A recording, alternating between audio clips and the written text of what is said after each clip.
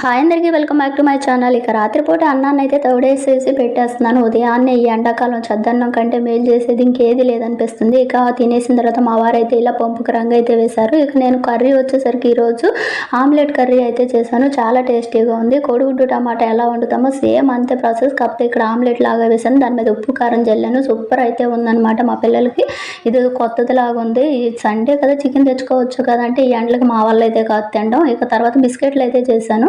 2 స్పూన్లు ఏమో నెయ్యిలో కొంచెం ఒక అరకప్పు షుగర్ అయినా వేసుకోవచ్చు. నేను ఇక్కడ బెల్లాన్ని అయితే వాడాను. దీంట్లో కొంచెం సాల్ట్, కొంచెం అంటే కొంచెం సోడా ఉప్పు వేశాను. కొంచెం కొబ్బరి కూర, 2 స్పూన్ల కస్టర్డ్ పౌడర్, 1 కప్పు గోధుమ పిండి వేసి బాగా మెత్తని ముద్దలాగా కలుపుకొని ఇక మనకి కావాల్సిన షేప్లో బిస్కెట్లు వేసేసుకొని ప్రీ హీట్ చేసుకున్న మందపాటి గిన్నె పెట్టేసుకొని దాంట్లో అరగంట పాటు సిమ్లో పెట్టేసి 2 వైపులా టర్న్ చేసేసుకొని ఇట్లా తిప్పుకొని కాల్చుకోవడమేనండి.